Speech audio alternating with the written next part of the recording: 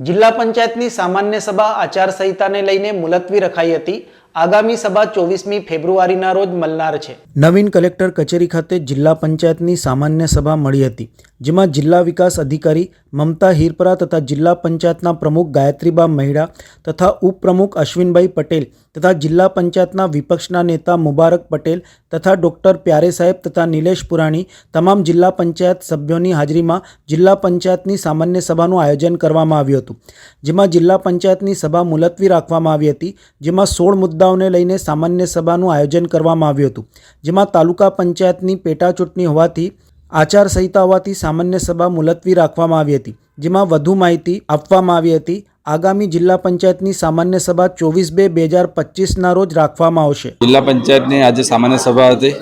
પણ સામાન્ય સભા નક્કી થયા પછી ઇલેક્શન જાહેર થતાં સામાન્ય સભા થઈ શકે નહીં એવો નિયમ છે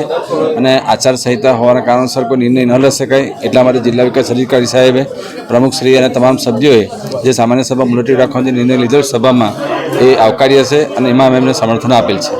આજરોજ સામાન્ય સભાની બેઠકનું આયોજન કરવામાં આવેલ હતું, પરંતુ તારીખ 21ના રોજ રાજ્ય ચૂંટણી આયોગ દ્વારા જે પેટા ચૂંટણીને બધું ડિક્લેર કરવામાં આવ્યું છે, તેને લીધે આદર્શ આચારસંહિતા અમલમાં છે, એટલે પંચાયતના નિયમોના મુજબ તમામ સભ્યોની સર્વસંમતિથી આજની સામાન્ય સભા મુલતવી રાખવામાં આવી છે હાલ પૂરતી। હા, એટલે 21 તારીખે આવતી 21 ફેબ્રુઆરીએ આદર્શ આચારસંહિતા અમલ પૂરો થશે, એટલે ત્યારબાદ 24 ફેબ્રુઆરીના રોજ આજ પછીની સામાન્ય સભાનું નક્કી કરવામાં આવ્યું છે।